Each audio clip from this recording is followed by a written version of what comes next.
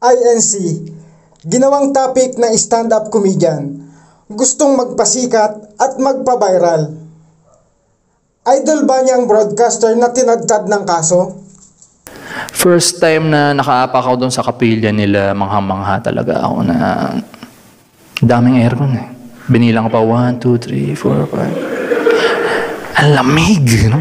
Cool. Cool to. Pero pag tinignan mo, mukha ni Eduardo Manalo. Mukha lang siyang unsuccessful na abogado. Alam mo yung nagnonotaryo lang. Buhay mo, buhay nyo! Andito yan sa Drama Natin To TV. Subscribe na mga kadrama!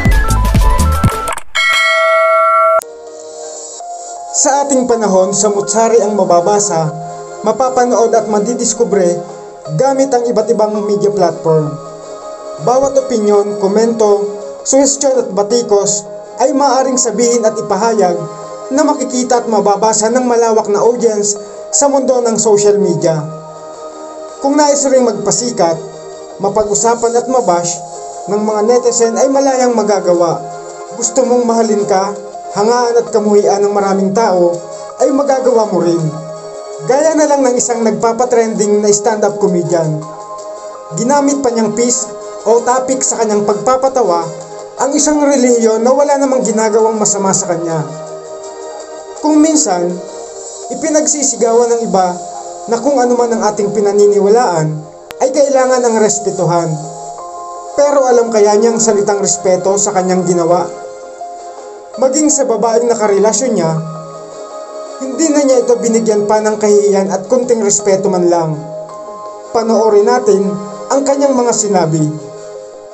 Kaya nagkaroon ako ng ex-girlfriend na taga-iglesia ni Cristo. May taga-iglesia ba tonight? Wala akong pake sa'yo. May na akong isa sa inyo. No?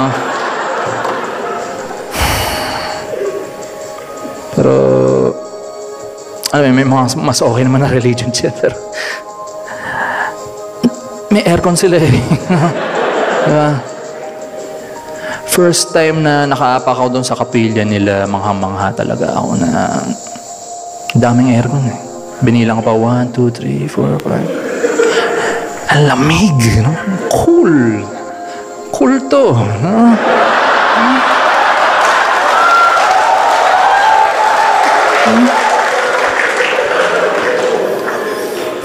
Pero nagtagal din kami 3 years ng ex ko na yun. Kaya nung naghiwalay kami mga tanong ako sa sarili ko, like, isa na doon yung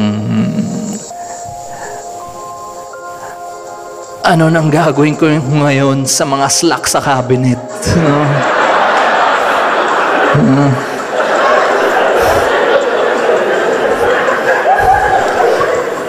May mga nagtatanong sa akin, paano ko daw napasagot, paano ko na niligawan.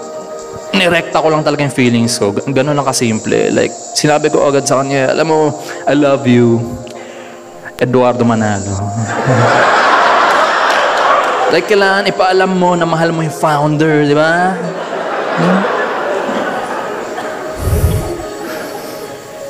Parang ang dali gumawa ng kasalanan pag taga-iglesia ka actually para sa akin. Kasi, pag sa Katoliko, yung mga picture ni Jesus sa mga kwarto ng lola, tita nyo, yung, alam mo yung sumusunod sa'yo yung mata niya, kahit saan. Yeah. Ang hirap yeah. Pero pag tinignan mo, mukha ni Eduardo Manalo. Mukha lang siyang unsuccessful na abogado. Alam mo yung nagnonotaryo lang.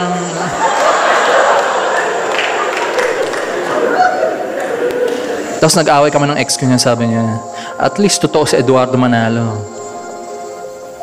Correct. Unang meet ko ng mga magulang niya, medyo kinabahan ako. Like, di ba, tawagan nila ka Julio, ka Maria. Akala ko mga NPA sila.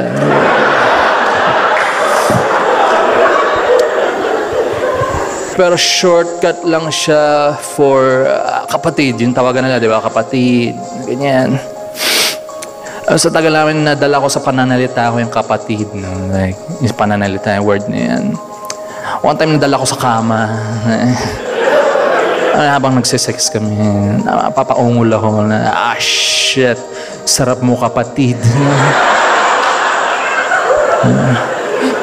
Mo kapatid. Diba? Can't spell incest without INC. Ang pagpapatawa at pagbibigay ng aliw sa mga tao ay isang gawaing nagpapagaan sa damdamin. Subalit kung ang paraan ng pagpapatawa ay para mambastos, pulaan, at huwag respetuhin ang isang tao, lalo na kung ito'y ginagalang ng marami, gayong wala namang masamang ginagawa sa kanya, malamang ay may malaking problema sa asal at pagkatao. Humahanap ng atensyon sa paraang may naaapakan at na-o-offend. Sasabihin na sensitive lang masyado. Hindi na ba pwedeng mag-react kung alam mong foul na ang ginagawa? Mananahimik ka na lang ba samantalang binabastos at sinisiraan? Para sa kaalaman ni Goldagal, hindi ka kauna-unahan na ng bastos at nanira sa relihiyong Iglesia ni Cristo. Pero nasaan na ba sila o ano ba ang kanilang sinapit? Napabuti ba sila o may kinasapitan sa kanilang kahambugan? Dapat niyang maalala na may nakakakita sa kanya sa lahat ng kanyang ginagawa. Tumingala lang siya at makikilala niya. Hindi katulad ng mga larawang sinasabi niya na nasa dingding ng kwarto ng kanyang lola at tita. Gumawa ng kasalanan pag taga-iglesia ka actually para sa akin. Kasi pag sa Katoliko, yung mga picture ni Jesus sa mga kwarto ng lola at tita nyo, yung, alam mo yung sumusunod sa'yo yung mata niya kahit saan.